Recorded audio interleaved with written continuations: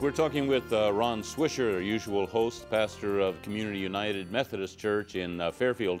He was running down the big stories for us at the end of 13. Mandela was one, the new pope, and then we got into this sticky wicket of gay, lesbian rights and marriages in the church and how it's impacting the various denominations. So pick us up from there, particularly the United Methodist Church. Let's take that as an example. What's the stance and what are the repercussions? Well, the stance is that for years in our particular conference, California, Nevada, we have performed blessings of gay couples, and then about 10 or 12 years ago, they said we cannot even do that. So some people have said, no, we have, for 25, 30 years, have supported gay and lesbian in our communities, and we want to continue. But the law, the Methodist Church, the Book of Discipline, and voted against it.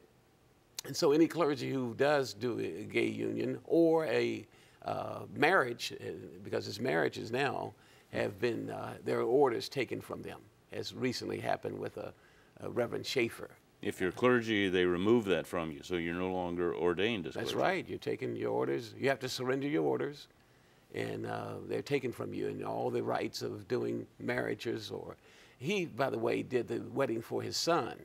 He felt that he could not walk past like the Levite, right, and let a rule determine when he felt compassion for his son and anyone in that regard. As I was saying earlier, it's a justice issue.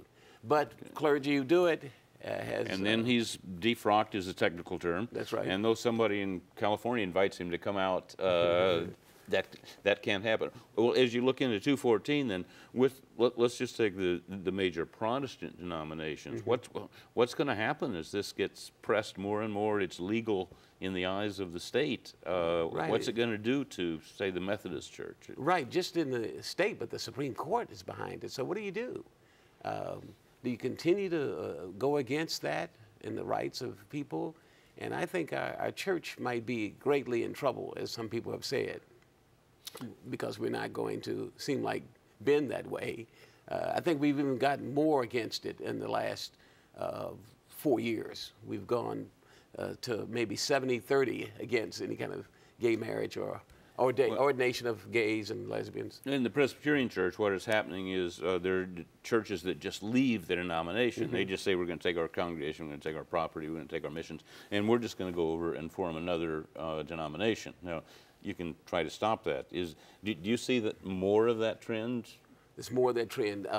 I think we've lost maybe half a dozen congregations in California, Nevada. Out of how many? Probably 300. Okay. But that's only in California, Nevada. I think it's happened maybe across the board in other places. But it's more difficult because we're a part of a united union, you might say, so you can't necessarily take the property. And so some churches have gone to court. A few have won because we should have a deed to the property, which is make sure that happens. So no church owns their property.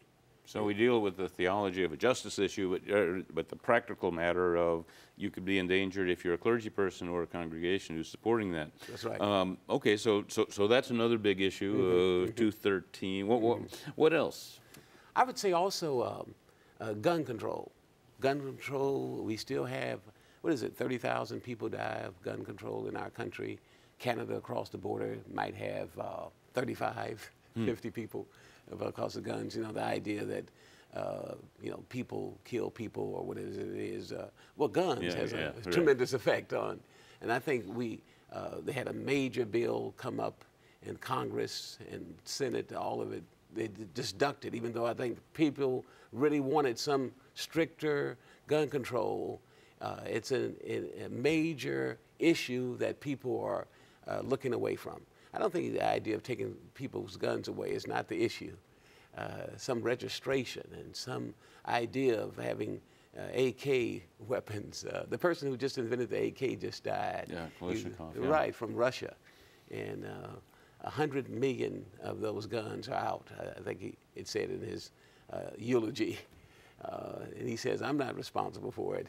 But the politicians and people are, well, it sounds like it is, because they will not change anything about that. Well, you've pastored in the inner city and in the suburbs and so on, but what you feel that there's a direct impact on the availability of unregistered guns and the violence? Yes, I think so. And being from Oakland, grew up in Alameda, but spending 25, 30 years in Oakland, to me, it was quite an impact on whether I was in East Oakland or whether I was in West Oakland, the violence and the deaths. And I think they're down this year a little bit in Oakland, I see, but it's been up there, pretty high. We're talking with Ron Swisher. When we come back, we'll shift a little bit from the big stories to maybe something that we can look forward to in the new year about the human character and rejoice about. Stay with us.